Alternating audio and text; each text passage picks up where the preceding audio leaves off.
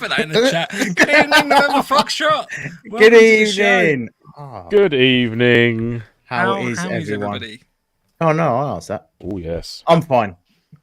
I'm fine as well, thanks, Andy. Thanks for asking. Yay! We How fine. We all fine. I'm fine. I am. I was just grabbing some paper and a pen to take notes of anything. Hi, Fresh Meat. Hi, Paulus Wales. Hi, Kenny Rebel. Hi, The Punish One. Hi, Stephen Whitehead. Harry Badgers. Dan. Marky Mark.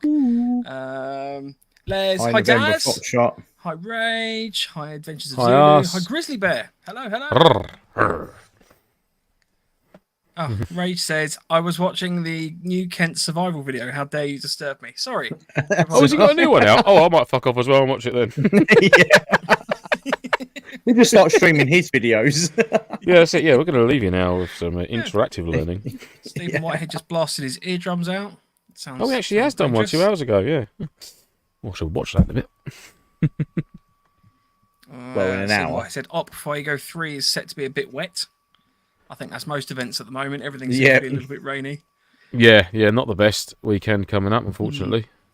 Dry suit and go as a Navy SEAL. Job done. Yeah, Frogman.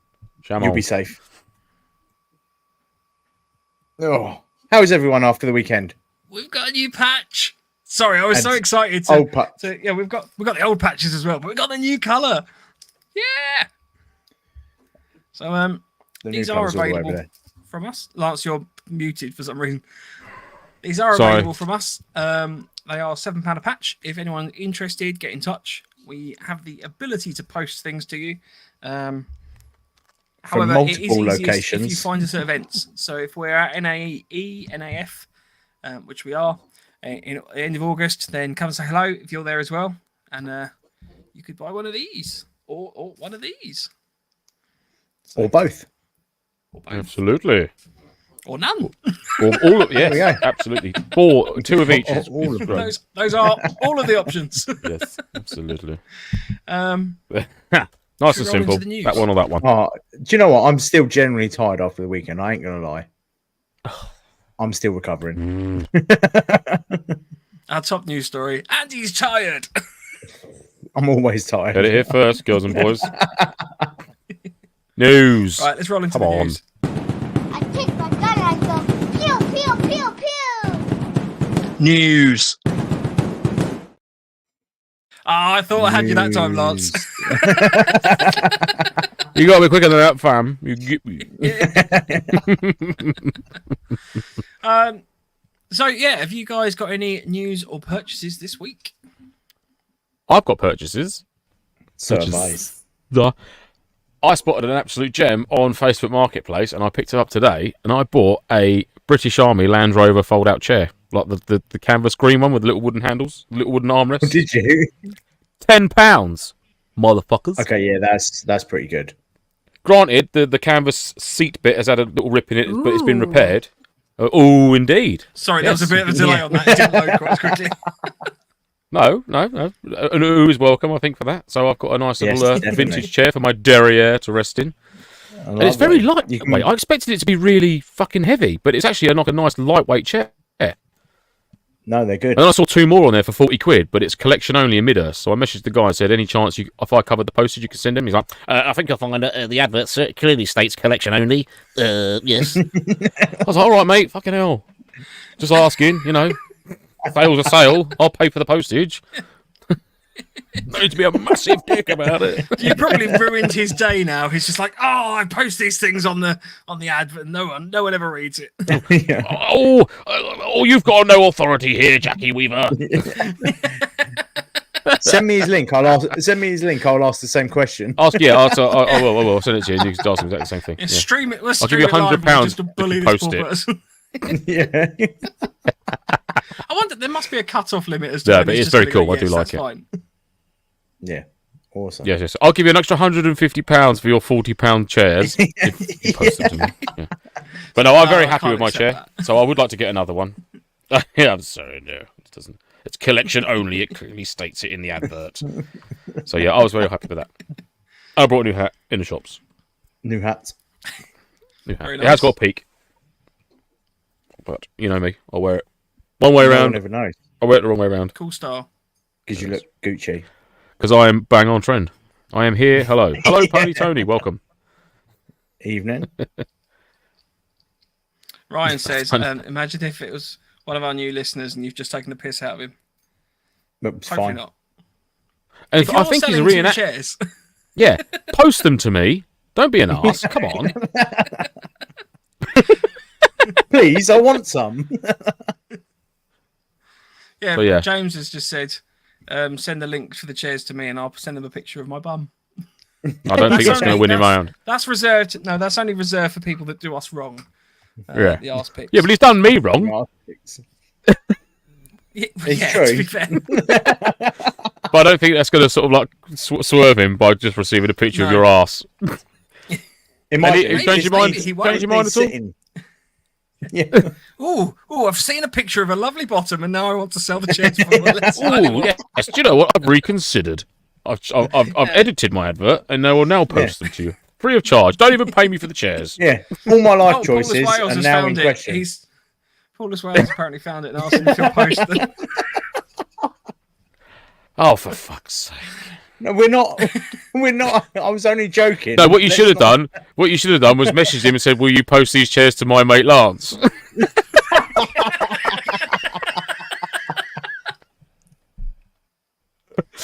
Oh, don't! 'Cause it's going to give me. I trapped a nerve in my ribs. Then, oh, too much laughter. This will be. And I also changed the brakes and pads in my car today. Just getting off the subject. Of course, before I get cyber attacked by someone. Yes, I did. Never changed brakes and pads before, so I did that. So very happy. Yeah, and that's all my purchases. Have you actually tested them? Yes, I've been out. Well, I did. I sent the wife out in them because she needed to go out. Do me a favour, love.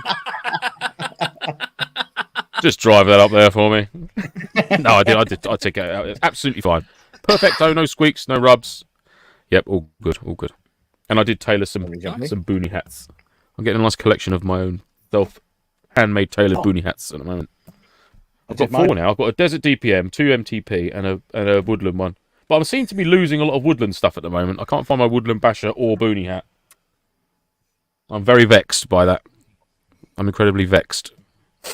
So, I'm tidying my loft at the minute, and I can't find my DPM Basher, which is really. I'm surprised you can find anything in that loft, mate. To be honest, I'm doing really good. Look, actually, let me just spin my camera. Look how good I'm doing. I'm achieving. That is achieving. Is it? Well, it's better than what you can see. At least you can see the floor. Jesus That is Christ. true. Yeah. And he's back in the room. Look at that. Put it right back straight away. Wow. I haven't put 2 Tipex marks on my screen, so I know where the camera should sit. Have you? Not on the screen. I put them either side of where the camera should sit. Put it back. Winning. Paul Harmon says woodland camo must be the best. Exactly. Woodland camo is very, very good. Yep, definitely. Alien World Airsoft, hello. Oh. Evening. Ah. My friend from across the Pegasus, pond. there's loads of Evening. people that are Welcome, joining welcome. in. Warhammer WoW. I don't believe you've been here before. Oh, I love a bit of Warhammer.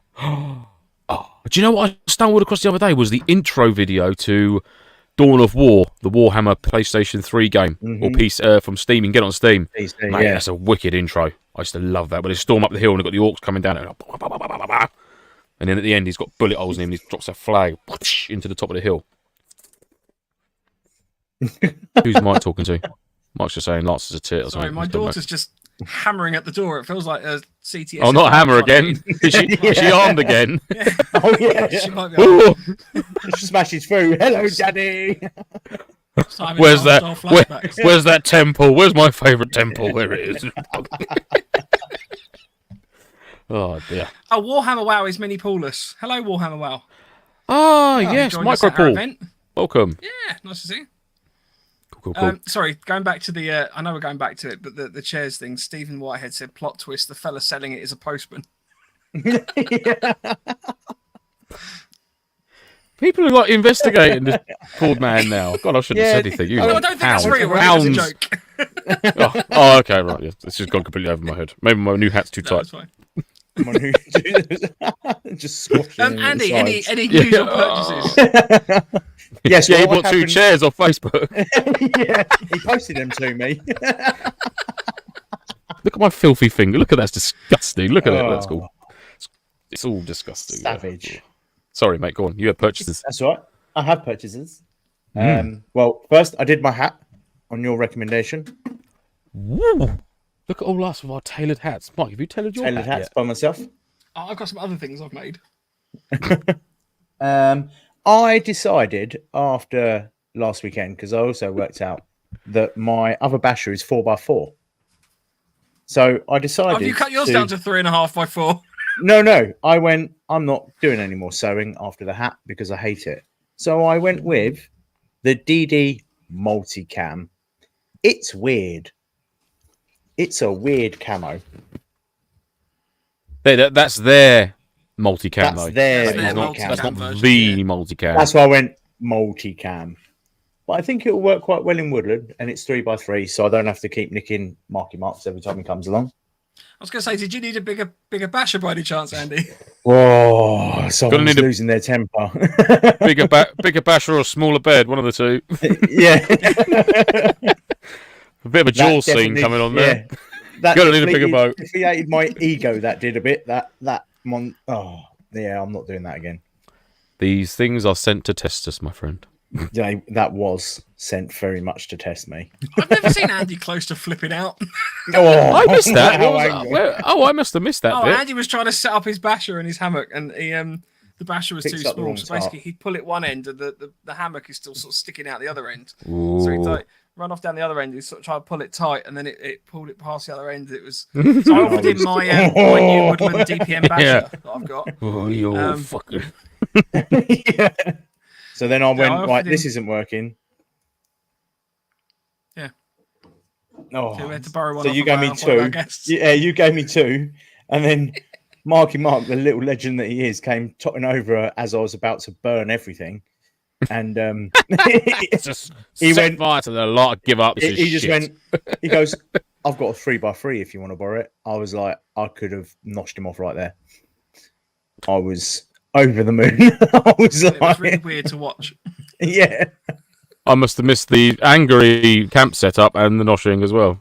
Two things I missed. Don't know what I was doing. Oh, my. Time. I think I was spent don't- most of the weekend making tea for Rage and James from Defiant. No, this was on the Friday, so I think you had Yeah. to dash off. I think that Oh, was when okay. you, Yes.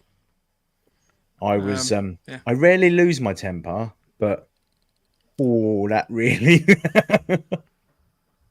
so What yeah, a I highly- bought a sorry, 3x3. Hmm. And then I invested. We're allowed to show magazines, aren't we? Depends on the magazine. No. Or clip. Oh, those or- magazines. Yeah, of course. So I bought myself some PTS base plates that I have numbered myself. Very nice. Hey, bastard! Hey, you bastards. They're really good. So they're like they've got a real thick. James from Bastard. Defiance just messaged me. What? What? Sorry, James. Oh no, have I just written it in hit this chat or? What's going on? Oh no, James has just messaged me saying, "Where the fuck are these chairs?" I just messaged him like Facebook Market, but then I thought I was typing it in the chat on here and not on the other screen. I was just like, I don't know what to look. I'm panicking. They're on Facebook Marketplace, mate. They're two British Army Land Rover chairs for sale. Oh, for God's sake, can you gentlemen fill, please? Yes, of course. Go on, Andy. I keep was going. trying to. Yeah, I know. Sorry, Andy. I'm so sorry. I feel like a right arse. So if anyone has a high capper mag, I highly recommend these base plates. They're PTS. I got them from High Pressure Airsoft, 3 for 35 quid posted. They're a little bit extended. They deliver then, just to clarify. Yeah, they delivered. They delivered. Oh, very nice. Oh, they're nice. They are very nice. And it's got a thick polymer top with a rubber bottom that's got like little indents in it for writing numbers so they don't rub off. But I'm very impressed. So if you have a high capper, 100% recommend these little bad boys. And my other High bag capper. is with my pistol. High Kappa magazine. High Kappa. Hi, Cubba. Hi, Kappa. That's one dirty magazine. That well, I don't see how because it's brand new. One is that what Dan? Is that one chair though, or two chairs? Because this is two chairs, £40. I can't believe this chair. The chairgate is causing a Chairgate. storm. Right, we're just going to Right. rename. We're going to rename the episode Chairgate. So Chairgate. we'll have to, in Anchorman. But where to they be have, fair, like, we've not Panda done an Watch. episode on This'll be chairs Chair yet. Watch. Save the children! Save the children! Save the chairs! Oh my god! Oh, I've really trapped a nerve in my ribs and I can't laugh. It hurts so much. Oh, James Well, I've from a got Defiant. It's only 40 minutes from me. He's going to get them now. He's going to get them. I've got some purchases. So All right. I bought myself some new camo net. Oh, It's green. Where'd your arm go? It's camo. Oh, it's disappeared. So this is a 1.5 by 2.5 meter cam net in CP. Refer to my notes. CP Woodland, whatever that means. CP. So there you go. So Nice. only £14 off of Amazon. Oh, how much? Isn't too What's the bad. square footage? So it is 1.5 meter by 2.5 meter. Tidy. oh, baby one. So, but I figured the reason I bought that is that if we need to set up a camp, and then I can sort of put like a perimeter net up. So basically, sort of 2 poles. You could use some bash poles or anything like that, and just basically I like form it. like a little bit of a shield. That you can obviously put your basher or whatever behind, so you kind of get a little bit more camouflage, Concealment. I guess. Mm. The other thing I wanted to show, now I wasn't unfortunately on the show last week, and I did miss out from showing you these guys. So this is my this is What? the I forgot Webtex about basher these. pole, the original. So this Ooh. is the one with the grub screw. So what I've done is removed the grub screw, and with some minor assistance from my dad because he owned a pillar drill, we have now. What are you laughing at? We've now attached. James is kayak sending me clips. silly gifts. So Sorry. this is a double-ended kayak clip, which is the little Love kind of a bit of retractable double-ended. studs. So now I can make Ooh. those self-adjustable Ooh. based on the fixed pole positions down there. Mhm. So And I had the pleasure of using it first, didn't I? you did, It- and then, funnily enough, you gave it back, and then the Hillarys used it for the entire weekend. Oh, So there you go. it's good. What I would say, so I've been doing a bit of a comparison between these and some self twist lock. You know, the twist lock versions basically. So mine are Lomo. I think Highlander do some. I think UK Tactical do some as well. And I must say, I'm actually preferring the little kayak clips. Now, whilst obviously you can't get the finite adjustment between the two positions, I'm finding this a little bit easier to use. You know, there's no issue with extending it too far. It's not a case of having to tighten it up too much. It's pretty much, you know, as simple as it can get.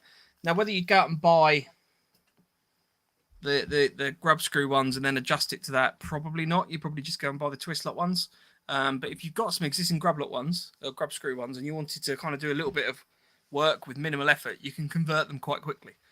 Doesn't It's a take wicked too much idea, effort, mate. so- That's spot on. That is. Yeah, I Nice. love it. Yeah, Great success. Yeah. very positive. Ray just says, is that the only double-ended implement you own, Mike? It's just Well, not- I've got my not. battery pack as well that goes on my gun. That, Oh is yeah, working that's quite what well. Steve yeah. has just said. Much better than that battery tube.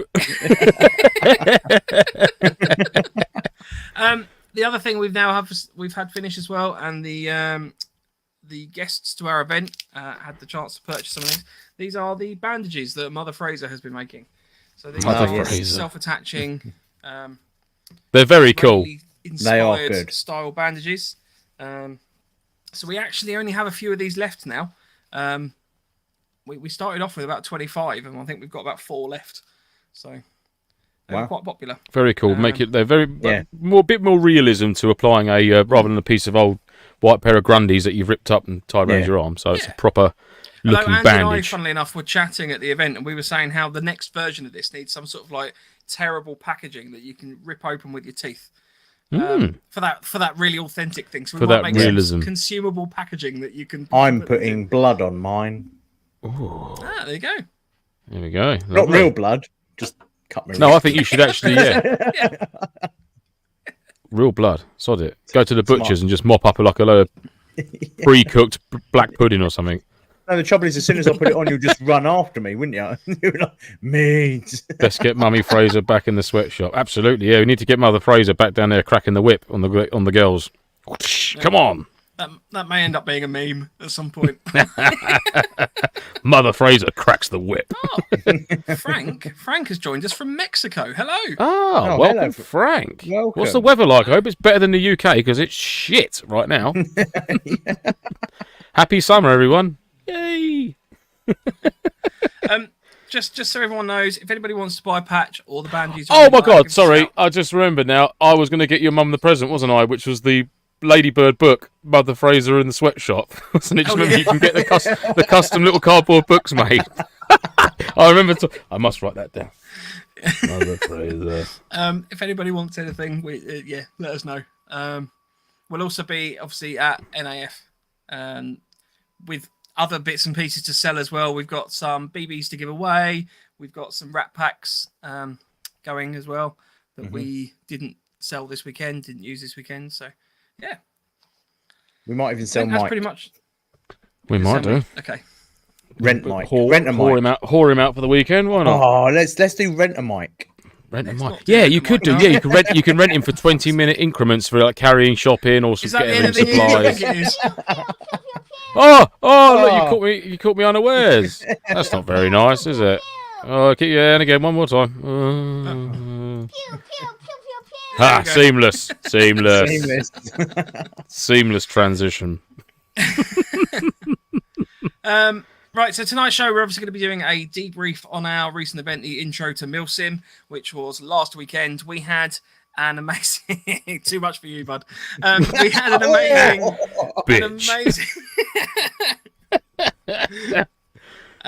we had an amazing event, to be honest with you. It was really genuinely was so good. Laugh.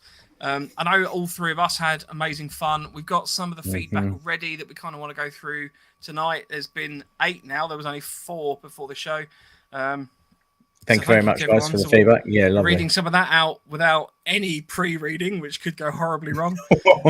In an Irish accent. All of them are going to be Irish accents. Architect, engineer. Airsoft. Airsoft, architect, bottle of water. The other thing we hopefully we'll get on to chatting about is training within Airsoft as well as a more sort of holistic question. But if you have any questions about the event or anything like that, or anything kind of related to the show, whack them in the chat with a Q just on the front of it, and we can hopefully identify those, because we've got quite a lot of people on the chat tonight, and we don't want to miss anything out. Paulus Wales, can Mike say diplomatic immunity in a South African accent? Not yet. I will learn. Not yet. I can't do that because every time I do South Africa, I go into Arnold Schwarzenegger. Diplomatic immunity. Come on, diplomatic immunity. Come on, Yeah. Come on. diplomatic immunity. Diplomatic immunity. Come on. The feedback forms. What are we doing? People are asking about the feedback forms, so they were sent out with the email. There was an email that went out earlier today that had the feedback form link on there. If you're struggling, give us a message. Check your junk. And then also check your spam emails as well. Spam your junk. I mean, check the spam. Leave your junk alone and check your emails. Leave your junk alone. If you're struggling to find it, ping us a message and we can send it to you as well. It's not a problem. So, yeah. Cookie monster. Put the cookie down. Let's start the show by talking about. We started the show. We started the show now. Welcome everyone. Because we've done the news. That's kind of like the pre-chat bit. Let's talk about. One of you guys want to talk through the event to kind of give people who weren't there a more holistic view as to what the whole event was from sort of start to finish. Well, obviously, we had the option for arrivals on Friday for those that had travelled a long distance, which there was a few that did. We're massively grateful for the effort people put in for that. Yeah. So you could rock up Friday after lunchtime, get yourself set up, chill for the rest of the day. Obviously, get to know the rest of the people that are going to be at the event taking part. And obviously, the main event itself was going to kick off on the Saturday. I think literally everybody turned up Friday, didn't they? Which was great. There's only like 1 or 2 people that turned up on the Saturday, I think. That's right. Yeah, I think so. Yeah. So everyone was there from the Friday, all set up, all chilling, which was all good. And then from there, obviously, yeah, we had a nice chilled Friday evening. I popped out and got some takeout food for people that they'd ordered it from a local place and brought that back down to the site, and that was all very well received. And I reported that back to the takeaway, and he was very, very happy with that. Everyone enjoyed it, so that was all good. So I'll definitely be using them in the future for the next one, if we do another one, which I'm sure we will. But yeah, so like I said, everyone arrived Friday, got set up, chilled out, all ready for the Saturday morning. We were down there for the most part. Well, there was DS on site, wasn't there? John sorting out his bits and bobs. Les was down there with his first aid stuff all set up. We had the main camping area, which was very close to the car park. So we had like a little shop gazebo type thing set up. We had like a emergency first aid enormous shelter. Yeah. Which was huge, with a bed in the middle of it and all Les's bits and bobs set up. I mean, Les actually pulled all the stops out. In there, I'm just saying. Yeah, I think we all could have got in there the size of that bloody event shelter. But yeah, I must have a shout out to Les because he did bring all his kit along for any eventuality that did happen. You know, it was fully prepared. So that was it was just a real nice reassurance that we had someone on site who was that well qualified and trained for any eventuality and had all the gear with him as well. That was great. That was brilliant. Yeah, we love that. And obviously we had the fire pit all in the safe. Well, I say safe zone. It was there was no designated safe zone with fences or anything like that, or protective screens up. So. On the Saturday morning, we had all the briefings. Everyone signed on. All the waivers were completed. This, that, and the other. And after the briefing, before everyone went out, it was like, right, everybody's glasses on, and they will remain on for the entirety of the day, unless everyone is back in this area with rifles down, magazines out, and they are put away whilst you're having your lunch or whatever it is you're doing, and then we can have glasses off, and then they're back on when everyone goes back out. So that was the way we controlled that, which was cool. Mike, do you want to add a bit on, or Andy? I feel like I'm talking a lot. Sorry, Ed has just mentioned, please can we have an explanation of the toilet trauma, which I'll just cover briefly. So we obviously had the toilets on site. I just happened to bring my GSR with me because I thought it would be a funny picture. The toilets were a little bit smelly because they are portaloos, can't get around that. But we were making sure that they were the cleanest that we could. We had bottles of Detox and stuff like that, and we were sort of going around scrubbing them every once in a while. So just to make sure that basically we've been to a number of events that have toilets and they are shocking. And people leave the event going, those toilets were a bit naff. See what I did there?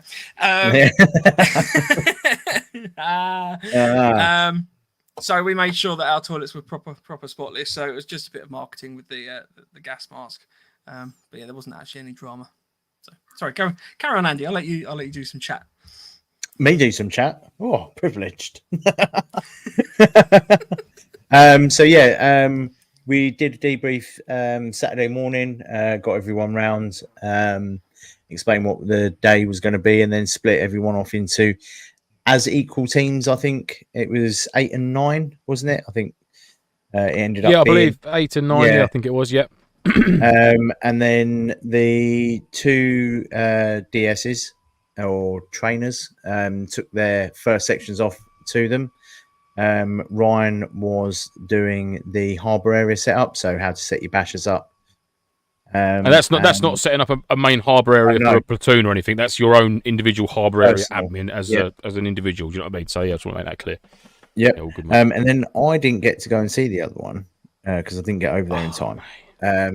So if someone else could explain who watched it, what actually happened. I'll talk about that one. So that's the one that Tom was running, yeah?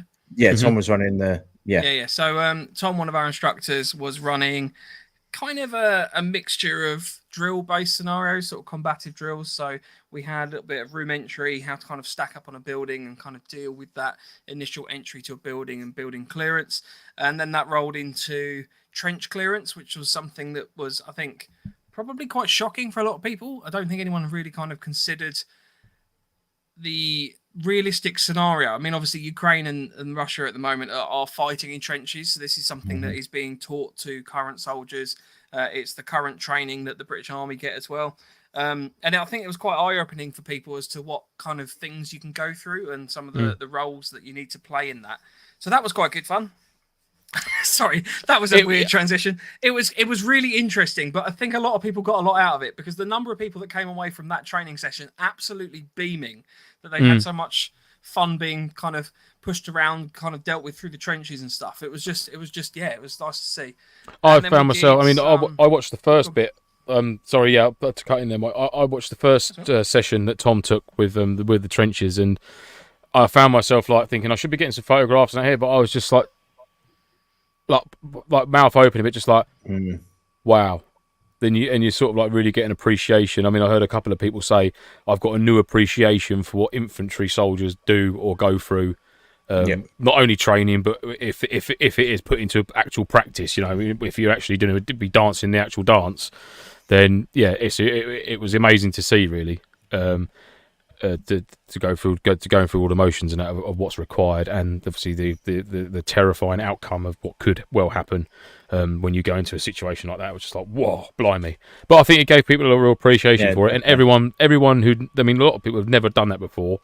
But they gave literally 110%. And then I spoke with Tom afterwards because I gave him a lift back home after the event, and he just said he was shocked at how well people picked it up and how engaging everyone was when he was doing the sessions. And he said it was brilliant. It was really good to see. So, well, I think some of the feedback as well that's popping up now just shows how people enjoyed it.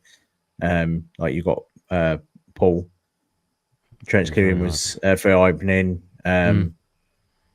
Tom was and is a legend. That is true. I can't deny that. He's a good man. He is a good man. Warhammer WoW was dragged through that trench. Hillary, can't speak now. Alex Hillary. it was all brilliant. Alex Hillary. Alex. Yeah, that person there. Children trenches. Can't speak now. I'm just going to show them. I mean, my voice isn't working. Zero aggression was required for the trench clearing from Pegasus. Absolutely. I like define events. I just want to smash the fuck out of people in trenches now. I was genuinely set up for a scrap and we were just walking through.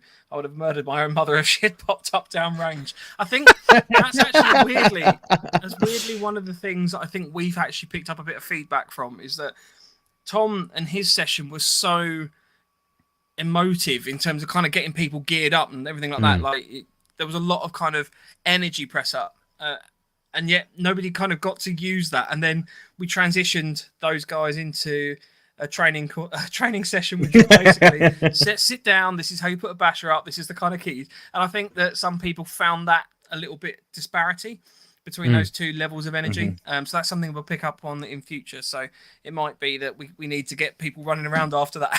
I mean, even Tom said, I believe Tom did say at the beginning of his sessions, he said, I'm a very passionate about my training and how I teach, and I've got my own methods. He said, if I do become too much for some people, please tell me, because I won't realise I'm doing it. So, just tell me to say, like, calm it down a little bit like that. But I don't think anyone did. I think everyone appreciated where he was coming from. So it was good. It was really good. And watching him go, just watching everyone with a massive smile on their face and intently listening to him, going through like the room entry drills and things like that, and how you go about it, and then watching people put it into practice in the different four-man teams and stuff like that. It was fantastic. And exactly the same at Ryan's session. I watched most of Ryan's session as well, and it was just like listening in how he goes about setting stuff up, getting ready for patrol, making sure all his kit's squared away, this, that, and the other. It was just, like you say, it was two different ends of the spectrum of like massive, intense, completely exhausting, to more theory-based the other end. But I think if we had two hugely intensive physical sessions, then I doubt people would have been on their feet by the end of the day, because the people were hanging by the end of this event, which was a training event. Do you know what I mean? So yeah, we'll do 2 heavy training sessions next time. Then we'll see how you go. It's all good. It's all good. There will be more. There will be more. Okay, I think that's definitely the crux of this weekend, is that this is something we're going to do again. There's clearly a want. Yeah, I don't think we can't. We don't want to take it away from event organisers either, because we're not running at the moment any kind of proper MilSim event. No. This is trying to get people into MilSim. It's always at the top, and it never won't be at the top. This is not a MilSim.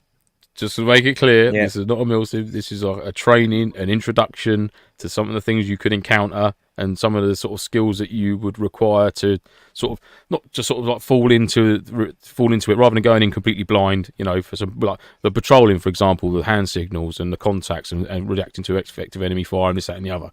getting a taster of that and what other teams and players would expect from you if you went to another event. You think, oh yeah, Christ, I remember that now. Yeah, right, okay, cool. Now I know what we're on about. Yeah. Rather than going in, okay, what's that, and then having to learn whilst you're doing it, and then not so much holding another team back or anything like that, but at the end of the day, it's going to take you a few more attempts to get to what they've been doing for however many months or years they've been doing it. So that is what this is all about. It's bringing people into the environment and then showing them some bits and bobs to help them along on that journey. And it's a great meetup. It's a great social. Do you know what I mean? Very much like-minded people. There was no issues or anything like that. There was no calling outs or anything like that going on throughout the entire weekend. It was wicked. It was so good. Yeah. I'm so happy. I'm so chuffed with how it went. Oh yeah, the patrolling at the end of the day was brilliant as well. Everyone was there was a few people starting to lag with the energy. But yeah, I didn't even do it, and I was literally everyone jumped up and just jumped on it and got the reel stuck in, especially when they were hunting down Lance. I think that spurred everyone on.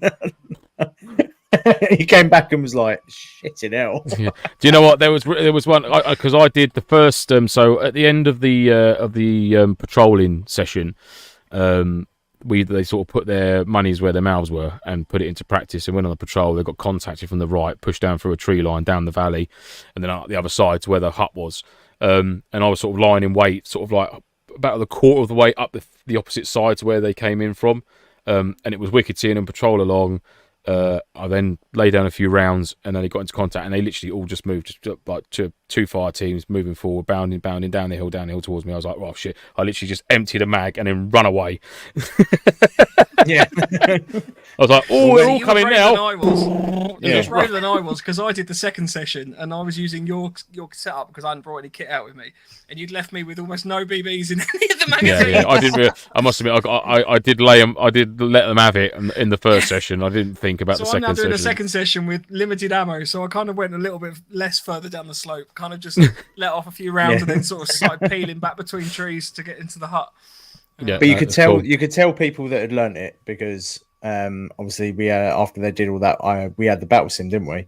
And I was the first person to basically get in contact with one of the sections in the building that Lance had built, and I was sitting there waiting, and they walked past the building, didn't check the building, so I opened fire.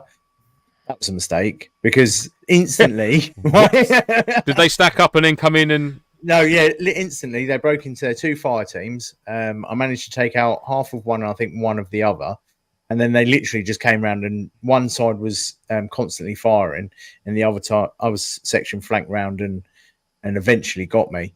But yeah, it was like, oh crap, I don't actually know where to shoot now. I was like, I'm out of options. Oh, I was expecting them all just to panic and just run at me. But now I was like, well, that's normal skirmish attitude, isn't it? That's the thing. Yeah. So that's effectively what we were trying to beat out of people, I guess, this weekend is when you're in a team based scenario, utilize the fact that you have strength in numbers and you have a team to rely on, so that you can fall back onto bounding and cover fire and stuff like that, which quite often is maybe you might get it with sort of 2 or 3 people depending on who you're with at an event, but having been in that second assault on the building session where I was in that hut, I didn't want to poke my head up. Like the amount of rounds that were coming in on that building, it was coming through the walls. It was, we didn't have like medic rules at that point, so I'm just getting shot to shit basically the entire length of my body as it's coming through the walls of the building. But it was just so nice to see like that level of teamwork between them, and then that rolled on for the rest of the day, so that the battle sim and everything like that, you could see people were clearly taking things on board. So no, it was really nice to see, especially when everyone was moving off. Obviously once I was decapitated and left as a dead man, I sat up and watched them move off, and I got to admit I was very impressed. Everyone did take a lot of information on board and did move out very well. So, congratulations, everyone! You get a pat on the back. Yeah, I say a huge. I just read that. Interruption. Quick message. Paul as well said the guy messaged me back, and he isn't willing to ship the jets. Jesus. Those chairs are not getting shipped anytime soon. I'm telling you now. God damn it. Well, I've got my chair, so have at it, you lot. I forgot I didn't bring a bottle of water up with me, and I've just found a bottle in my Bergen. It's fine. Nice. Oh, So I give it a good long sniff, and I didn't pass out. So in my book, Same colour on that's the good outside quality as it water. is the inside. Yeah. Lumpy. Yeah. So after the training sessions, we had I guess we called a battle sim, and there was a few learning points from the battle sim. The Yeah. The That's main my one bad. of which we need to give people a map. So we hadn't done that.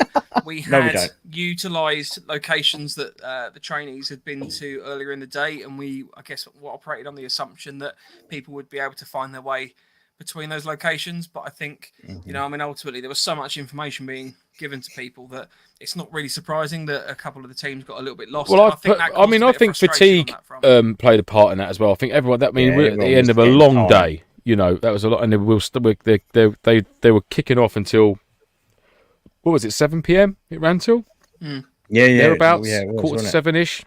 It's a long ass day, man. To be and they're on your feet. We stopped for lunch. You could have drinks and that whenever you needed to, but they literally stayed in the field. Not one person said, "Well, I've had enough. That's it. I'm done." Do you know what I mean? They all stayed there, both sessions. Granted, a couple of people couldn't do the sim at the end for whatever reason, sore legs and this, that, and the other, which is fine.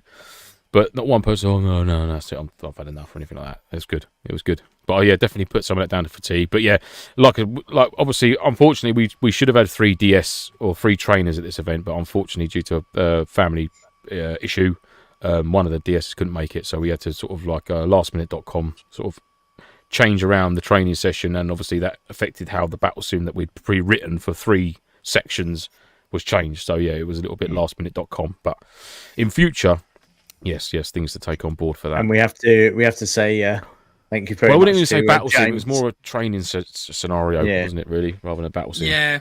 I have to say thank you to got a little bit James. enthusiastic with the branding. Sorry, Karen. I have to say thank you to James for jumping in and taking over comms for Zero. Oh, he did, yes, for a couple of minutes, for a little while. For a little while. Running around like a blue-ass fly. Trying to get my car out because someone wouldn't move theirs. And then I got back and he goes, I'm in charge. One team's He just lost. looks Run at me off with and that find him. shit-eating grin. You moved your car yet? He's like, oh, my car? Oh, not my car, lads. Not me. My car's not in the way, is it? I wouldn't say it was in the way, No. Mike. Your car is the road. I think for the 3 of us, we'd obviously been to that site before. We knew the locations, everything. We possibly went at the organisation of that event, whatever you want to call it, with the mindset of right. Well, we know where we're going, etc., which possibly an oversight on our part. And say it's our first event, so we've obviously picked up a lot of the. There's a lot of stuff that we've learned from doing this. So hopefully we can. Absolutely. I'm not being funny, but that place swallows me up sometimes at night time if I've been over there. Do you know what I mean? It's easily done. Yeah. It is easily done. So yeah. At one point, because the 2 objectives, one was to find Andy, and then one was to find me. I thought, I'll try and fire some rounds off my DMR to kind of let people know where I was, but I've got my DMR as quiet as I can physically get it, which was really, really unhelpful, and I had no other weaponry on me. I would like to say thank you to the team that was meant to be rescuing me that clocked me square on in the side of the head as well. Well done for PIDing your targets. And then in the evening we had a nice social barbecue, which was cooked by absolute grilling star John. Oh, so John the grill sergeant, legend. Well on into the I'll say the early hours of the morning, definitely the late hours of the night. Yes, he was. Yeah. He was. He did. He cooked up an absolute storm. So yeah, hats off to John for that. Sorry, Les, who was our medical DS, he's just said, "Oops, I've just gone through my kit and found 2 maps of the site." Better late than never. Oh. Excellent barbecue. Finn was a big fan of the chicken. You're more than welcome. Yeah, Finn. yeah, Hope it you was enjoyed lovely. it, mate. Glad you enjoyed it. Massive shout out to John on that one. And then while John was cooking, when it got dark, we did shoot a weapon through nods. Yeah, that was and cool then down on the range. Yeah. Oh, it's down cool. on Yeah, the we had a range. little range set up, didn't we? Yeah, we had a range, some nice active targets. So every time you got them, every time you hit them, they what do they do? They kind of burst They a were little. actually they were Change donated colour. to me by Yeah, Harry. weird. So they were a black dot, sort of like torso shaped target, and when you hit it, it actually like took away the black to reveal like a high vis yellow layer underneath it. So it's sort of like chipped away a bit of the black. So that was cool. So you could actually see your BBs falling onto the target, which was cool. Yeah, it was really good. And then we had quite a few people over there shooting the LMG with tracers, so they can see what it's like with red tracers going through the night. Through Winding mods. the clock back a little bit though, we did get to shoot a very, very special LMG over the weekend, didn't we, yes. boys and girls? Yes, Which I don't think many That was people very in the cool. airsoft world can say that they've ever fired. No, and you it went was, full get up. You went full get up. My God. Have Like you a got your boyhood. You got your What? scanner. I can grab it and set it up. You got Yeah. it. For anyone Yeah, that's been okay. following, while you go and get that, Lance, for anyone that's been following Harry Badger, he has been developing a number of.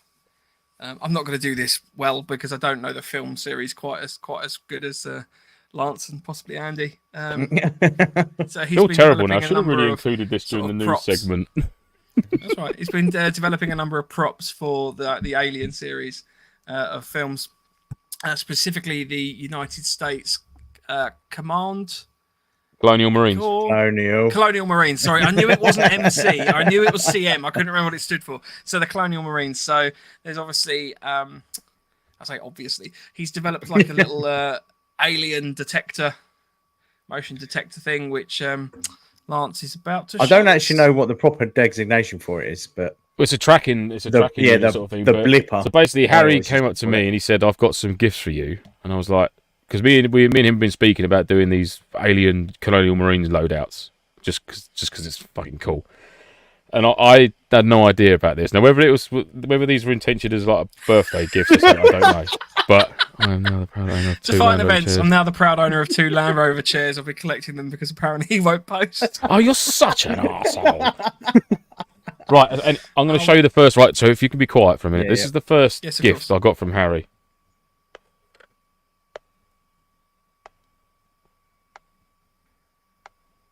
So if you can hear, I don't know if you can hear that. Yeah, So this is a motion scanner from the movie Aliens. If I press that button,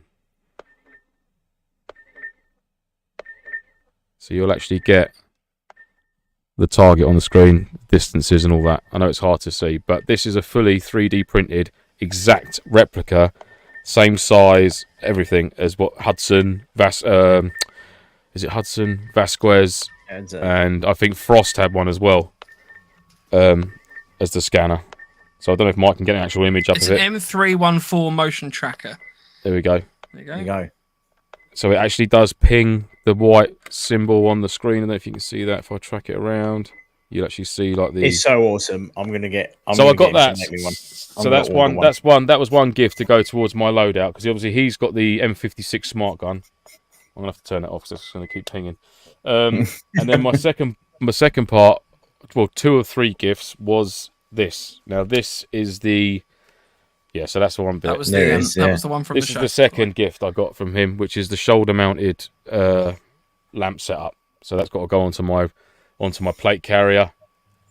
It does fully work, so it is a proper, again, It's proper bright. a fully 3D printed paneling, which goes on the back of the shoulder there, that all the Colonial Marines had. And then the last part of the gift that he made for me was all the plates, armor plating for my M1 helmet to make it into the Colonial Marines helmet, because I've got one up there. So it's going to be a full shebang. So I am They look awesome. turbo excited for this all to come together. I am absolutely. I've been looking at motocross armor. I've been looking at actual knights in shining armor, chest pieces, everything that I've got to bastardize to make this loadout because I'm going absolute balls out on it. I cannot wait. So yeah, it's very exciting. Very exciting. It's way off kilt for airsoft. It's complete LARP and cosplay or whatever you want to call it. But it's like this is one of my favourite films of all time. From being a kid, growing up watching it, being aliens and stuff like that with my mates when I was diddy, like 8, 9 years old when I watched it, you know, because my parents didn't care what I watched.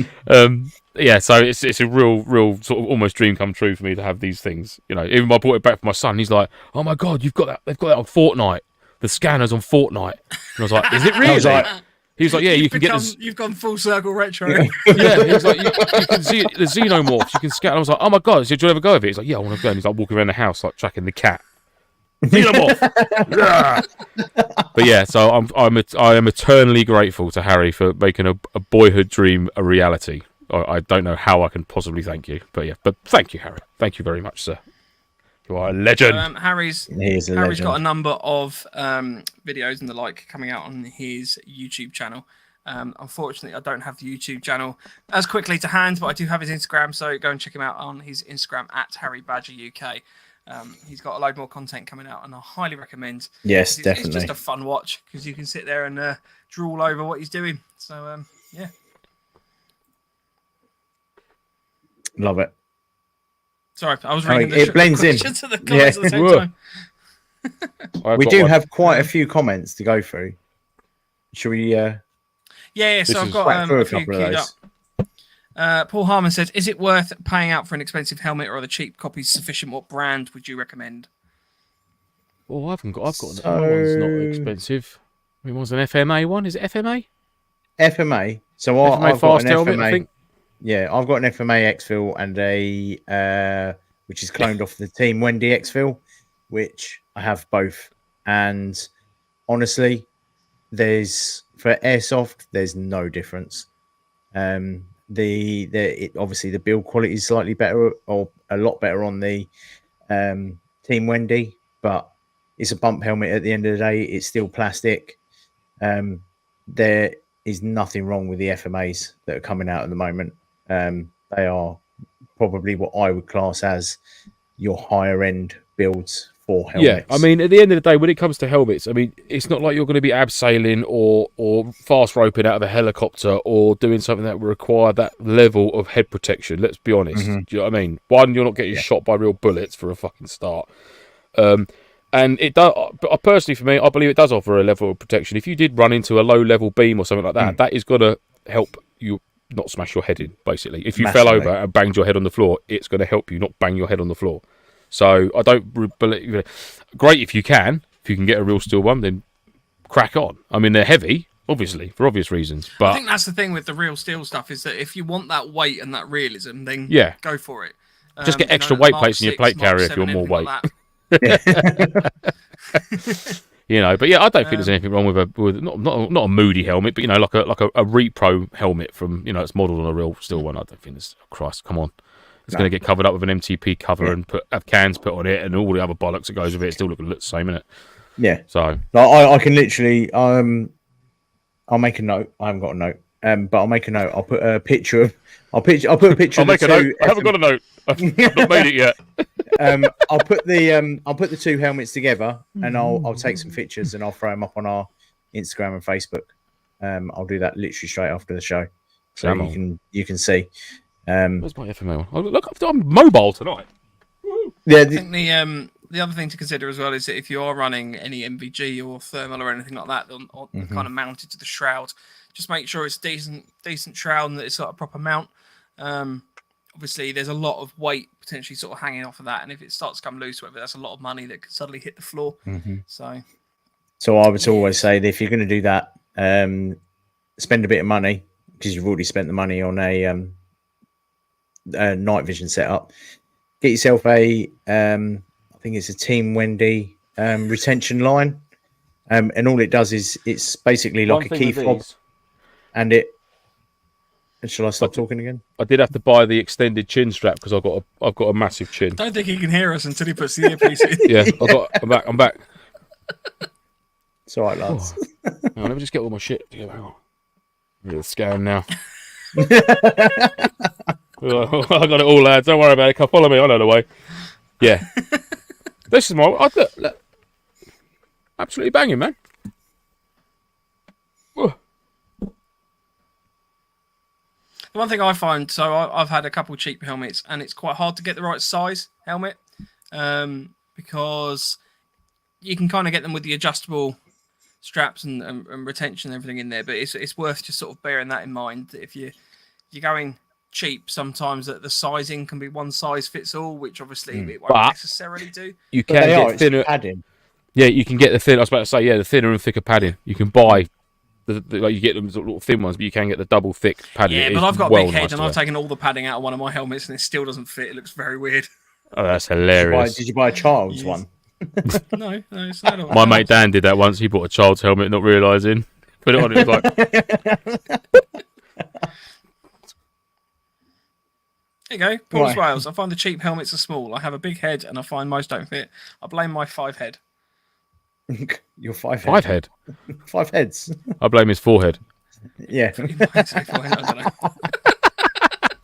The bloody Welsh again, piping up with their weird phrases. Yeah. Just quickly, Pegasus says PTS Fluck is one of the best helmets I've ever worn. Pony Tony says if I wasn't wearing a helmet, I would have smashed my head open running full speed into a fire hose box. Oof. Ryan James says there's 2 types of real helmets. You can run a genuine bump, which is not heavy, and a genuine ballistic that is heavy. And James C says, having walked into a low door frame with a helmet on, I'd have hated to have done without it. Yes. So. Oh, yeah, definitely a place for helmet. Urban environment. Especially when you start doing like Longmoor, as soon as you go in that doorway, I'd have to have a lid on. Absolutely. You know, whether it's got all the bells and whistles on it, or whether it's just a lid with a scrim net on or something like that, you can just clip off your webbing and just chuck it on for like when you get into the urban section. It's not worth running the risk of just getting like absolutely walloped in the face without having some form of protection on. Especially when you're going up the staircases as well. Do you know what I mean? Just like, here we go. Bye, forehead. Terry says get a FMA fast helmet. That's quite hard to say. And buy the Team Wendy Epic liner. Yeah, I did the same. That's what you did, Andy, isn't it? Yeah. I bought the Exfil helmet, the FMA Exfil clone, and I went out and bought the padding from Team Wendy, and the chin strap as well because it all fit. It was literally, it's almost like a 1-to-1 clone. So everything that all the cheaper stuff like the chin straps, the padding, even the Agilite helmet covers, are all legit. It's just the plastic bit it's just the plastic bit that's made by FMA. It'll even take, if you had the money and you wanted to spend £100 on the actual proper mount on the side rails, you can buy them separately from FMA and they'll fit straight away. Nice. I'm proper impressed. Charlie's in the chat. Ryan says screw helmets of a ball cap every day. Rangers lead the way. Charlie says bloody Longmoor doors being 6'4", a helmet is a must. Yeah, I don't think it's the helmet; it's the shoulders. You got one. First time I met Charlie Gaines was at Longmoor at a Legion event, and I've told this story a couple of times in here. But he come piling through this doorway, and literally his shoulders just pulled the frame out of the wall, and then he just stopped with it, and he was like, "I don't think you need to have that on you. I think that needs to stay in the wall." So I put that back, bang, bang, bang, and off he went. Yeah, fair play. I think I'll still remember the doorway as well. I must go back there one day and christen it. There's we have sex with the door. What are you talking about? Well, no. There's no sex at christenings, was there, Mike? No, but that's what christening something generally implies, isn't it? Or wing. Oh, no, Mike. You don't. So if you took a child to church, they usually get baptised and that, don't they, as a christening? Yeah, that's a different thing. Let's move on very quickly. Yeah, let's move on very, very quickly. Yes, let's go down that road. There's a few comments come in that I'm going to try and kind of stick towards the debrief of the event, just because I'm conscious that there's a lot of chat kind of flying around between different subjects. So there's comments that are coming in which we will discuss on the next Q&A, and we'll save them and we'll bring them up then. John says, would you consider some sort of night battle sim? So I'm not sure about a night battle sim, John. But however, I don't think we're going to do battle sims again. It'll be a scenario, but the next one. I mean, there is early talks and stuff like that, and we're throwing ideas and stuff about, and there is an element of night stuff. Yeah. So just be warned that the format may change a little bit, as opposed to just arriving on Friday. If you catch my drift, not going to say any more. Yes. But to allow that insertion with a church. Helicopter insertion. Fucking take. Get to the chopper. Come on! Oh no, don't start me off again. Harry, get your 3D printer working. We need a Chinook. yeah. And then I need an Arnold head as well. An Arnold head. Do it You're gonna now. look like the guy from Toy Soldiers. Just like... Yeah. Oh, what's his name? It's the I don't want to go into it though. Chip Hazard, Major Chip Hazard, and the Gorgonites. Oh yeah, and the Gorgonites. Oh mate, what a great film! Well, I love that film. Can't get rid of the Saturday Social. That's what NoFo has become known for. Oh, absolutely, Saturday that'll still Social. be there. That will never, ever go away. Saturday socials is a must, absolute must at the end of the event. Yeah, Charlie gotta be says done. patrolling under envy with Bergen on. Yes, please. Possibly. Who knows? So, do we want to go through some of the feedback out of interest? Because I've got 9 responses now. It's all sort of coming in. Okay. We issued a feedback form, and I thought it would be nice for us to kind of discuss some of our feedback as a group. We can obviously share that with the. Let's have with a the group audience. session. Let me just drink some Sagan old shitty water.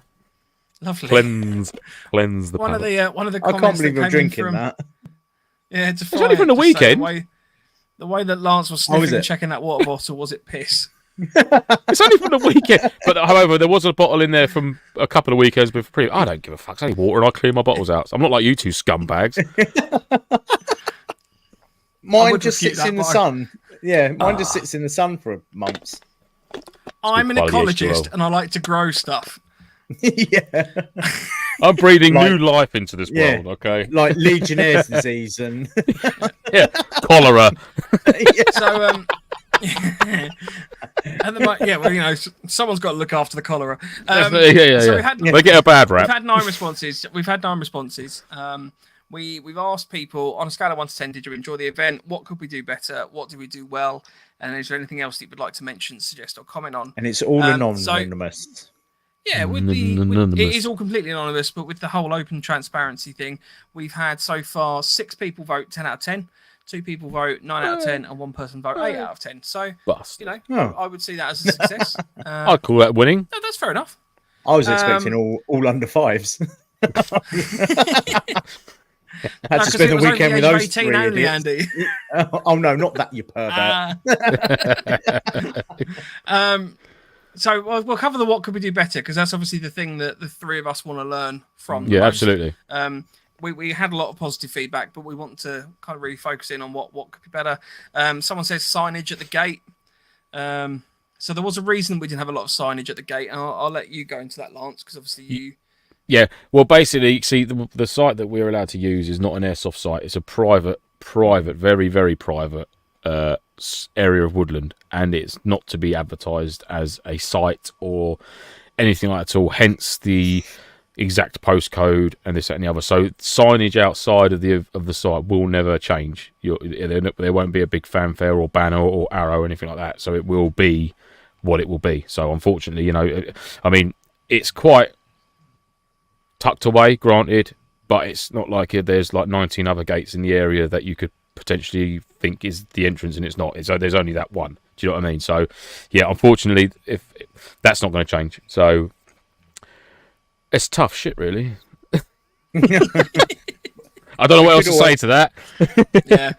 I suppose if we could put someone out there, we maybe. could have it manned from the opening time in the morning, perhaps. But obviously the gate was open.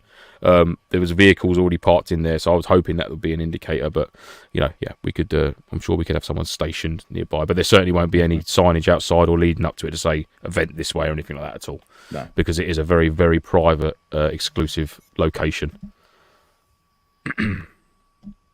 In other content, we had longer event, please, which is quite helpful because we also wanted to have a longer event, so that might be something that we look at doing.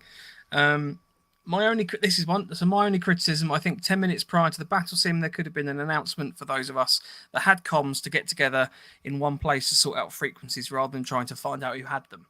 So one of the things that we sort of tried to steer away from this weekend was the whole comms fuck up. issue that you normally get with events, where Mhm. obviously people's comms don't sync together.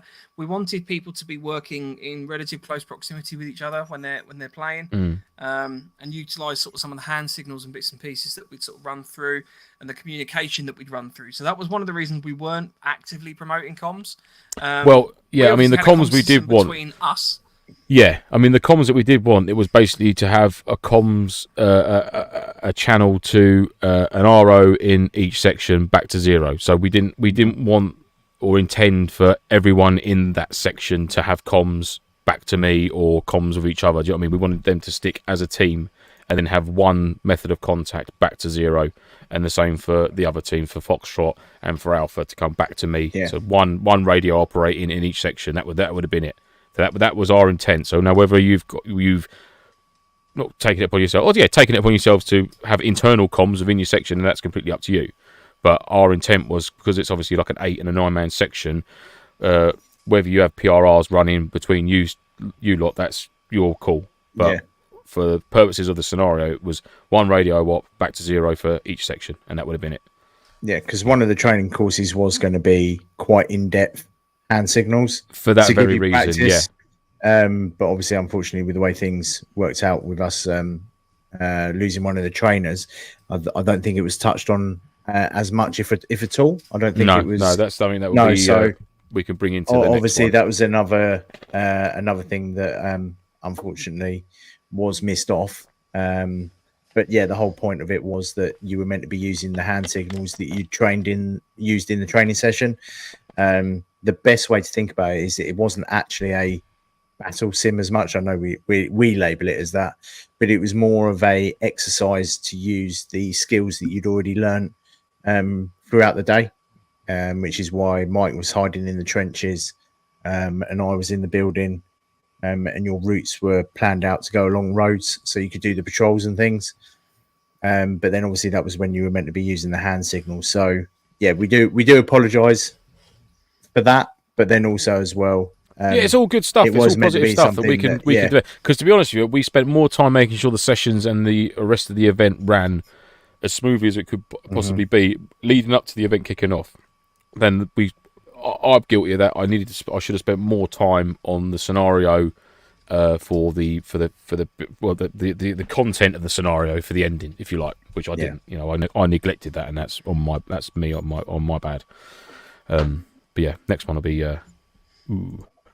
If you'll learn hand signals. If you've got the energy for it, we'll make sure you learn hand signals. Yeah, we're jazz hands, plenty of jazz hands. Yeah, that was fun. Greg just said it wasn't difficult to find the location, but you could use what 3 words in future if people were finding it tough to locate. So I would just like to point out that the booking in confirmation pack that went out, the kind of the Orbat that we sent out, had what 3 words: latitude and longitude, postcodes, pictures, and a map. So in terms of finding it, I know there was one person who just followed the postcode that's written on the banner, which is Lingfield Racecourse, and we actively advertise that because obviously we don't want to advise the location of the site sort of too widely. Yeah, but basically, so Lingfield Racecourse was we need to make that clearer. Yeah, was the largest, closest location feature that people could use to sort of gauge the distance to the event, because it's only sort of like 5 minutes further up the road from that location. So that's like a big area. You know, it'd be like hosting a private event next to Chesington World of Adventures. You know, we'd put Chesington World of Adventures down as the location to sort of see, oh yeah, I can make that journey, or I can make that journey. It's not there, it's nearby. Obviously, that you just have to remember that for next time. Yeah. And I know Adventures of Zulu, who says, no, not what 3 words. That was just merely to give everybody the opportunity as much as possible to find out where they were going. Exactly. So, yeah.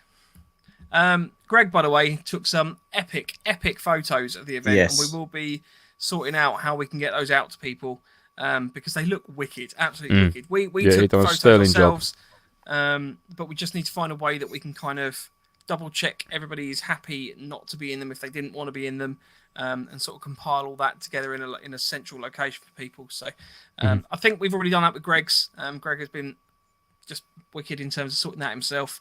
Yeah. At the end of the day, he does that. He knows more than we do on that. Yeah, So absolutely, yeah. That's his. I mean, bread and that butter. being said, there's obviously no charge for these photographs if you do find a Gucci one of yourself once they become available. All we will say is that obviously Greg's taking the time out to do this for us, which we're very, very grateful for. So if you do use them on any social media platforms, and that if you can sort of tag the Weekend Woodsman, which is his account for his woodland photography and stuff like that, that would be very much appreciated. Yeah, thank They you are very much. wicked pictures. Yeah, Very they cool. are wicked. Very cool pictures. There's a really nice one of James from Defiant. That I particularly went, oh, I might grab that one. It's a One for the bedside wank table. Yeah. In a little love heart. frame on the wall. Yeah, little love heart frame. So some of the other feedback, one was park closer. So I know that there was some people that thought they would be able to park directly next to their tent, pitch up. I think those people possibly had got quite used to the way that Octo runs. Our site wasn't like that per se. We were trying to limit vehicles down in the kind of the harbour area. We obviously had bits and pieces for the DS team that needed dropping off and picking up. So we were trying to limit vehicles down there. Appreciate that, there were some people down there with their epic vehicle tents, and so we had to let them in. But so that was kind of the reason that we didn't want to let a lot of vehicles down there. So appreciate the point. But at the same time, I mean, at the end of the day, if because obviously an awful lot of people who attended don't have vehicles that could be driving around that site. If everybody had a vehicle that was a 4x4 vehicle, then I would have been happy for people to drive down in a line, dump the gear out, done a circuit, and parked up. But obviously people don't, so I wouldn't. If people had started coming down in one, you'd have had to go all the way down, and there's no way you would have got around that woodland in the vehicles, other than pretty much mine, Rage's, and James's vehicles would have been the only three that got around that woodland, and obviously Les's. So yeah, that's pretty much the reason why, because it would be an absolute gridlock trying to get 30 people's cars down there unloaded, back up, this, that, and the other. So yeah, that will be controlled. It's not far; it's like 2-3 minute walk, if that. Yeah. And with a little bit of rain, that road changes like that. Yeah, exactly. For the next one, I'll happily ferry people's kit down there in the back on the roof rack of my truck, or in the back of it.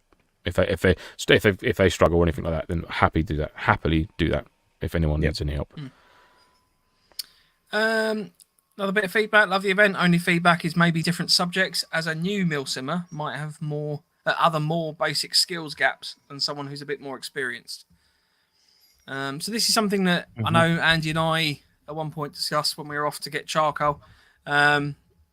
We're sort of considering the fact that there is a big disparity between some of the knowledge that was had by the trainees on site. So we had a mixture of ex-forces as well as, people that just. I think there was one guy that was his first event, so that was. Oh my god, that was brilliant. Huge shout out to Darren for that. All right, okay. Well, no, I'm not going to embarrass him. It's kudos to him, mate. Because I wouldn't have done that. I wouldn't have had the bollocks to do that at all. Yeah, never in a million years. But then again, that's what it kind of was designed for as well. Absolutely, absolute prime target. Yeah. Never had never ever done airsoft before. Never been to a skirmish. Never been to a MilSim. Never been to a battle sim. This was his first experience of airsoft from listening to the show. And he got proper stuck in with the whole mate, all the way through. Yeah, absolute legend. Big shout out to him. An absolute gentleman. Love it to bits. Great guy. Yeah, so well done to him. I forgot the point I was trying to make now. Oh yeah, so the obviously we have different subjects, so it might be that we look at how people book onto the event maybe slightly differently. Maybe we run some beginner stuff and some intermediate stuff as like little specialist courses concurrently, so that people who are a bit newer can kind of book on and do kind of the more fundamental stuff, and then at the same time people can do intermediate stuff or whatever at the same time. It was something that was discussed. Defiant just said big up Darren, call sign tractor, just dug in and kept going. Absolutely, yeah, just non-stop. Absolute wicked call sign. So sorry, Andy. I can't remember what I was saying. I think I was agreeing. No, I was saying, it was something that you and me discussed, wasn't it? While Lance was holding down the fort, just ideas thrown about. But definitely. I mean, it's definitely another option. I mean, at the end of the day, I from my point of view, I didn't expect it to go as well as it did. I expect there to be a few more hiccups along the way and things like that, and during. But it went so well. It genuinely went well. I was expecting a death. That's why I invited. That's why I invited Les. I was like, "You're putting us three in charge. You've seen how the show goes, Christ." Exactly. Yeah. But no, it was bloody. It was it was bloody brilliant for our first saute into this sort of thing. So yeah, I can't be happier. My only feedback, my personal feedback, is that I think you lot were very shellfish and not allowing us to join in your training sessions. Because I feel like us three really missed out. Literally, genuinely, just watching them. Genuinely missed out. Yeah. Yeah. I think next time we'll just jump in. Yeah, fuck it. Yeah.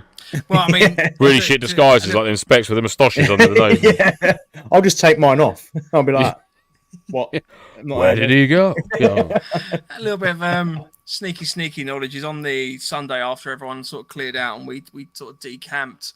We were quite fortunate to spend a bit of time with Ryan going through sort of some of the room clearance bits and pieces. Because we'd spent the whole weekend watching everyone else had fun doing this stuff, and we were just really itching to have a go at it. But yeah, it was really good. It was a really good weekend. Oh yeah, Chris, well remembered, mate. Shout out to Ryan for sorting me MWS out as well. What a lad, and lending me 4 mags for it because he's away sunning himself. Apparently, he's on tour.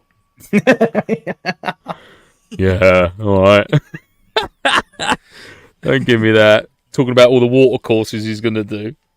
Parascending and buggies and this that and the other. Yeah, what, mate? Banana boat, yeah. Marshalling the pedlos. Yeah. No, fair play. I appreciate it, mate. Yeah. I shall look after them like they were my own. Yeah. I think everyone missed out on the DS side of things on the Tom session. Huge shout out to Tom and to both Tom and Ryan for what they done. You know, I've got to admit, their time. Ryan looked shattered when he came back. Yeah, absolutely. Well, everyone did. Everyone. That's what I wanted to see was people knackered, smiling faces, stories to swap around in the evening. You know, having a few beers and a lovely bit of barbecue food from John. And, you know, just sort of like almost putting the world to rights, you know what I mean? This, that, and the other, and sort of some stories, which is exactly what we did. And that's exactly the ending that I wanted to see, and that's what we saw. So, fantastic. Yeah. Can't wait for the next one. I'm fully expecting next Defiance or one of future Defiant events to be like a trench system. He's going to be like, I would like to see Rage in digging one out. I would like to see Rage in a pair of Crocs, though, I'm not going to lie, at the next event. I just want a pair of James's shorts. And Q Rage. Well, Rage, funnily enough, earlier said the guy whose first event it was an absolute trooper. Didn't stop once, even after I threw him on the ground. Absolute legend. Oh, that was so fun. So yeah, I heard the story about trench that. Clearance stuff. There's obviously, I don't want to take away from it really, but there's the whole premise of the trench clearance is that you were kind of moving along in a single file down the trench, with the premise that obviously the person in front, if they go down for whatever reason, how you then deal with that and protect your commander and everything like that, who's kind of third back. And ultimately, it was literally lob people out of the way so that you can keep mowing forward. So I think a lot of people got thrown around. It was quite funny to watch. And the smiles of people had on their faces, they were lobbed into the side of the trench. Who was picked up and carried for most of the way? I can't remember. No idea. Was it the? I know Ryan carried me around at one point just because he wanted to prove a point. But literally, apparently, there was one person that was being held up at the front, and their legs weren't even touching the ground. They were just being that might pushed have been, along. That was Rage. That was Rage. I don't know who it was that had Rage by the scruff of the neck. Come on, down the trench we go. No, I think Rage at one point, he was the fourth man. So you had the two at the front. The guy at the front got dropped. Second man pushed around with the commander, and then the fourth man's job was to push the commander into the wall and take the third man's position. So there's always two guys in front of the commander. And I think Rage was just like, bosh! And Tom landed in the next county. Balls! Yeah. Yeah, so he did come back. He said, a big guy pushed me really hard. I was like, yeah? Yeah, apparently Tom moaned about me chucking him to the side. Exactly, yeah. I just turned around to Tom and said, sounds like a fucking you problem, mate. I'm fine. Yeah. Right, so I'm conscious of the time, so let's end our debrief on our event, and let's just kind of talk about. There's another question I want to discuss, but one little bit of feedback as a review that I want to just bring up. So we also asked everyone if they were willing to, they can submit like a little review that we can use going forward about our event. Which we can obviously talk about on the podcast website and marketing, etc. But there was one that came in that I really wanted to kind of just pluck out because I thought it was just nice. Except annoyingly, nice. I've lost it. Oh, he's so deleted give me 2 it. seconds and I will. No, I haven't deleted it. Oh, this is annoying. It was. Hang on. This is really so awkward. streamlined. Right. Okay. So this was what did we do well? So the tone, manner, and information, including sort of how to clear trenches, was absolutely amazing. It felt like a Wednesday night live, relaxed, not pretentious, supportive of new and experienced players. That side of it was perfect. So, yeah, I thought that was quite a nice way to sum it up. Absolutely. Because I know that was how we felt as well. So. Yeah. Oh, and we had double thumbs up. Fonzie thumbs. Love Fonzie thumbs when things go. Don't forget Defiance Mortar. Oh, yes, Defiance. Yes, we had a little display, which was nice. Yeah. Love that. James asked whether we'd given shell shock to the cows in the adjacent field. Quite possibly.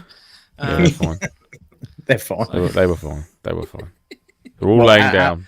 In your hotel that you rolled up and rocked up in. Yeah, the Defiant. What does Les say there? Hilton. Also, a nice one to Rage for lending Darren his M4, as Darren doesn't have one yet. So, also winning the. Oh yes, Darren also was one of the star prize of our he did win the White Sphere Tactical Shooters belt. So yes, well done to him, mate. Yes, Darren, you need to message us. Daz is in the chat. I believe Daz is in the chat. Specifically Andy, because Andy's the one sorting that out. Yeah, mainly message Andy, Daz, because he's going to sort out the exchange for the correct size belt for you, sir. I will sort something out. Nicely done, nicely done.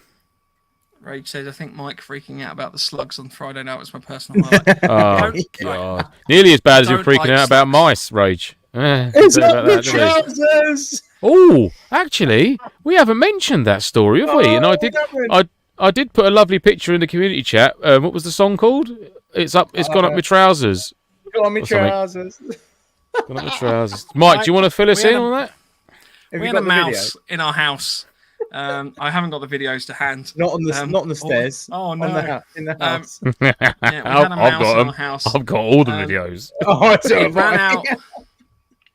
It ran out of my lounge into my kitchen and then ran into my little sort of food cupboard. I guess you call it a pantry, but I don't want to sound pretentious. It's like just a little cupboard in the kitchen. It ran in there. Mum and Nan used to call it a scullery. I cleared everything out of there. Made a little kind of barrier, of which I was part of that barrier. The mouse then ran between my legs. I'm then trapped it, and the only place it could go was up my shorts, of which I was quite shocked, and then in the moment clearly called them trousers instead of shorts. But this mouse then ran up the back of my arse, between my pants and my shorts, at which point I managed to trap it right at the back. And this is all we've got a few little cameras dotted around the house just from a sort of security point of view, and it was fortunately all captured on there. It's the funniest thing I've ever seen in my life. I sent it to these two thinking, they'll give me some, friendly support. Wet themselves laughing. Why the fuck would we support you during that? If the video ever makes it onto the interface web land, it will do. It's if Mike doesn't do it, I'm putting it up. Mike's lovely wife Anna has got the best laughing at someone laugh I've never heard a laugh like that ever heard, and this is genuinely I am taking the piss out of you laugh, and I don't even care. It was the best, absolute best. Yeah. The fact that you're in absolute hysterics is you just going. So yeah, brilliant, yeah. Priceless. Fantastic. You're gonna have to do a song now. You're gonna have to do a song. I was genuinely concerned that it was gonna bite me, and I had to go out into the garden, sort of holding up my pants like I crap myself, because I didn't want this mouse to kind of go any further around my body, and then sort of just squatted and held my shorts open, and this mouse jumped out of the back of my shorts and ran across the garden. Was it a shell of its former self when it came back out? I know I was. Did it just land on the ground and just be like, I don't know what I've just seen. I've seen things. I've seen things that no mouse should ever see. Yeah. Hang on.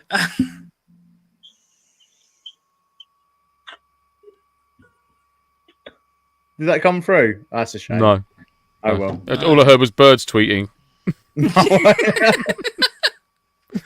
Okay, Andy.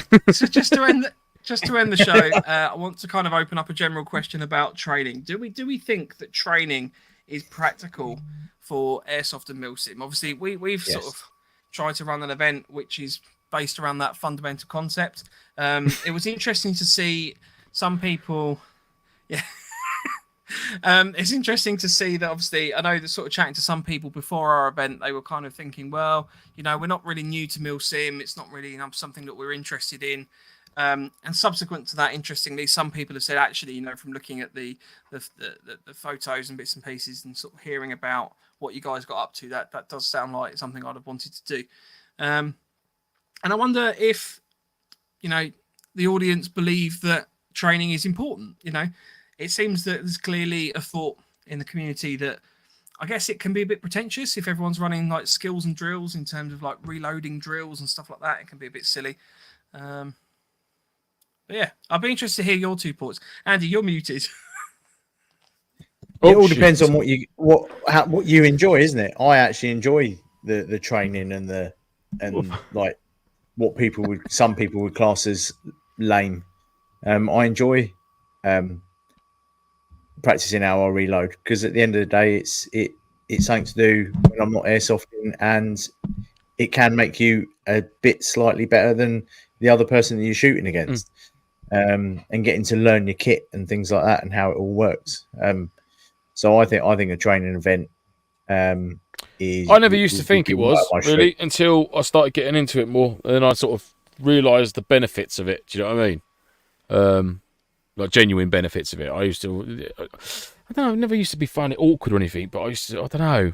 But then the more and more I've done events, weekend events and that, and seen how other teams have played and sort of, come across and how they've conducted themselves during an event, I think, there is definitely a benefit to, because let's be honest, you don't get to go to MilSims every weekend, and you don't get, sometimes it's like 1-2 months apart.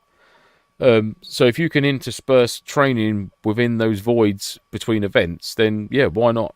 One, you get to meet up with your teammates or a group of people and just get out for a social as well as doing some training during the day. Then absolutely brilliant. So I think there's a huge benefit to doing it myself. Also, and it just gives you it gives you a bit of self-confidence, a bit more confidence when you go to an event, and it's like you're starting to get ones that are very, very realistic, and there's an expectation of you to sort of like conduct yourself, and you can I know that, so that's fine. Yeah, let's crack on.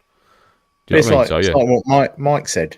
Like you may be good at football and you may play football on a Saturday, but you're not going to go and just rock up to the World Cup and just start kicking a football about, are you? Exactly. Yeah. You're going to practice. There's training in between that. But at the same, on the flip side of that, though, I'd expect guys that do all the training and attend lots of events, much like ourselves, as much as we can.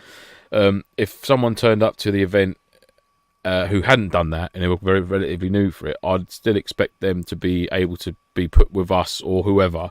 100%, and sort of like a bit of a protective wing round them, and just saying, sort of steering them in a direction of, this is that, and taking the time still, not just like, oh fuck's sake, we've got a new guy who doesn't know anything that we do as a team. It's like, come on, at the end of the day, they're a paying person who's paid to come to this event. Make them feel fucking welcome, or they're never ever going to come back again. But and also, you'll end up going to events or struggling to have events because there's just not enough people to do it because of that sort of attitude, just pushing people away from it. But you could have a new player. You should be able to bring those people in anyway. Exactly, advantages, Yeah, you might get a good team on your team.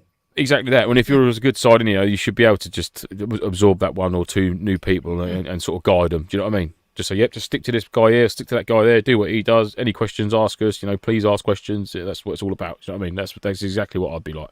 So 100%, yeah, man. Well, it seems like that's kind of echoed by the people in the chat as well. So Ryan James very helpfully gave us an A at the beginning of this as an answer. If you have like-minded individuals who want to practice, Ryan gets an apple for that, the teacher's pet. If you have like-minded individuals who want to practice drills and tactics, then yes, it's worth training. And from the intro point of view, before I joined the army, I was worried about going to a MilSim as I didn't know how to admin myself and wanted someone to teach me what kit I needed and how to pack it. Chris says training is always important. Selection weekends, not so. Pony Tony, only issue with having the training is where you try and use that in an event. You'll get someone that Leroy Jenkins it. Leroy. Leroy Jenkins! Yeah, it just goes running in after that into that dungeon, isn't it, on Warhammer. It's so funny. Define events. Yes, it promotes team building and confidence, and it's good fun. Rage says training will make you better. It's that simple. Marky Mark says makes my overall experience better. I welcome as much as I could get. Plus, it's been great team building and brings people together and a talking point in the evening. Yeah, definitely. Kevin Absolutely. Says the impact it had on 8 or 9 people who were forged together over a number of hours was positive and very noticeable. Paulus Wales would be nice if prior to MilSims they have an hour or so for the teams to run through SOPs to allow them to be more effective throughout the game. I mean, to be fair, some events you can do that. You know, Legion events we always used to kind of set out, what the plan you do was. get an awful lot of time. I mean, normally a Legion event you can rock up on the Friday and doesn't kick off till Saturday morning. Some Defiance have been of Arrivals Friday, kicks off Saturday morning, other than Machiavellian 2, or Machiavellian, sorry, should I say, which was infill Friday night, so we didn't have a great day. We had a couple of hours on the ground, but then you can arrive at 4 o'clock, 3 o'clock in the afternoon. If you're not infill until like 11:30 at night or whatever time it was, you've still got a few hours to get yourself together as a team, sort of discuss things, experiences, blah, blah, blah, blah, blah, levels of where you're sort of like at and out in the field and stuff. So, yeah, I think some things you just sort of need to sort for yourself as well, rather than saying, it would have been like Paul said there, sort it out amongst yourselves, mate, as a team. Don't wait for the organizer to tell you to do that. If you get there and everyone's just sort of like fucking about and not really paying any attention to sorting themselves out, and it's like we've got 10 minutes before we go out and nobody's ready. Take it upon yourself and say, look, lads, we've got a couple of 3 hours. Should we have a little bit of a get together and sort out who's doing what and what the crack is, sort of thing. Definitely do that. Yeah, it's only going to make your event better because you're not standing there like clueless at like 10 minutes till kickoff going, oh shit, we've not sorted that out, shit, okay, yeah. Oh god. Anyhow, Alex Hillary, my first time camping under a basher, absolutely loved it. We'll do it more often. Good. Terry G, reloads are an individual thing, but training is a section when everyone knows each other's next move. Definitely, mate. A few little things that you could do and it will completely change the way you do it, go to a MilSim and like engagements and stuff like that. Brilliant. Yeah. So if you want to get in touch with the show, you can do so on our email, which is nofochat@hotmail.com. Our Instagram is @November_Foxtrot_NoFo, and our website is novemberfoxtrot.co.uk. You can also get in touch with us on our own individual Instagrams of @9voltairsoft, @callsign_quartermaster, and @the_punished_1_. I've already got the closing words sorted out. It's just going to be a picture, which Lance has sent over to me to make sure we show just before we go. Is there anything else you guys want to close with? Just so I don't. Yeah, obviously, if you like the show, please try and hit that like button on all platforms on YouTube, Facebook. I'm not even sure if Twitch has a like button, but it does help us break the algorithm a little bit and helps us get out there a little bit more and help other people. So please do hit that like button. It would be really appreciated. Let's break Meta's algorithm and get out there a little bit more for everyone. Cool. Please. And just from me, just be thanks for everyone who attended the event of the weekend, and thank you to everyone who sadly couldn't attend but is obviously still following us with the show and listens every week, week in, week out, and hopefully we'll be at the next one. We do genuinely appreciate everyone's efforts who came along, the distances they travelled, all the effort they put in whilst they were there. And it was great to put some names to faces and real names to call signs and try and remember them. Probably forgotten most of them already. But I need to get a list of a name, their real name, and then their call sign of what they're known as. And then I can be like, I've got to admit, I've that got was a a bone to learning pick with you. Yeah, it was when people come up to you and be like, because obviously you guys see our faces all the time, but we never really get to see yours. And then people coming up and like, "Hi, how are you?" Oh, and I'm like, "I need a name." We should, I'll tell you what. Don't know who you are. Next event, it's going to be call sign and then real name underneath. Name tags. Name tags. Name tags. Yeah, I like it. We'll have that. We'll have I NoFo think name tags. What's worse for us is obviously YouTube. So YouTube people kind of generally tend to pick like weird, wonderful names. So you got like Pony Tony, Marky Mark, Rage, and all that. And the problem, I know Rage shouted at me for this because I do know Rage's real name. But to me, he's Rage because he's always on the screen as Rage. We bring him up on the screen. It comes up as Rage. Thing is, though, if I use his real name, other people will go, "Yeah, you use his real name." Other people, who the fuck's that? Rage. Oh yeah, Rage. Yeah, right. There was a lot of moments around the campfire where people were shouting at someone and they were just ignoring them. Yeah. Oh, you calling me? Yeah, that is just brilliant. Just thanks everybody for making the community what it is. You three know my name and insist on calling me Rage. I know. It was brilliant to see everyone at the weekend. I loved it. Fantastic. Yeah. And thank you. All good. We wouldn't be here without you guys at the end of the day.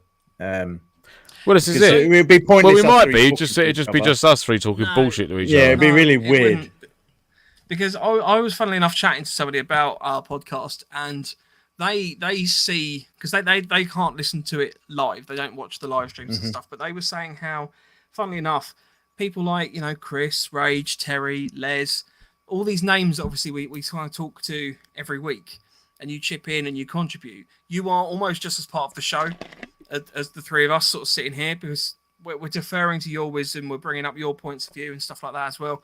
And people know who you are. And that's the problem that we've got. And that when we talk to people about you, it's like, oh, yeah, you know Rage. And then they know you as Rage. And then when you're at an event with them, you go, that's Rage. And they're like, oh, Rage, hi, how are you? And then they just get fucked in the face. Exactly that. Yeah. You. That's Rage. Yeah. No, it's all good. One big happy next family. week, yeah, but we do love you. Next week, we're going to have the guys from Johnny Big Gun on the show. So it's going to be a cracking Looking episode. forward to that. They are Absolutely very, very knowledgeable people. So, legends in their own right. If you've got any questions, give us a shout in advance. You can either send them in on our socials, our emails, or anything like that. Just give us a shout. We'll obviously have Q&A on the show. Q&A. Q&A on the show as well. So if you're interested in having a chat with them, it's going to be an interesting one. I think we're going to. Oh, I'm well looking forward to it. I think that's really good. Pick apart everything we've ever known. Oh, defo, yeah, ready for it, ready for pants down. Gas has just said, has he got to get a call sign? I think you've already. You've already got it. That's call sign tractor, brother. Your call sign never gets. Unfortunately, you never get to pick your own call sign. No, that's it. So that's it. Call sign tractor. Fair play. That's or John Deere. Yeah. Defiance says, you didn't know this, but we called you call sign tractor just because you refused to stop. Yeah. Absolutely. Just kept on going, regardless of how knackered you were. Just kept on, just ploughing along. That's it. Yeah. Proper legend, you know, mate. Fair play. Lastly, I'm just gonna bring this one up because, Les has said, "Can I just say a massive shout out to you three for putting on the event? It's so well done, boys." Yeah, go us. Thank you. You're welcome. Yeah. Tennis clap for us. Yeah. Well done. Well done. I think I have a clap. Have I got a clap? No, I don't. We've got doctors. No, we don't. Got a drum roll, apparently. There we go. Ooh. Ooh. Right. See you next week. 8:00 Wednesday. JBG. It should be a As cracking always. show. Say goodbye, Stay guys. NoFo. Goodbye, guys. Bye, guys. Stay NoFo. Ciao, Bella. I have admin privileges, remember? That's terrible.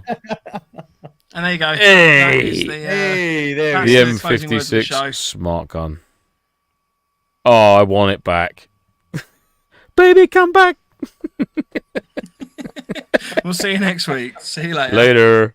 See you later, guys.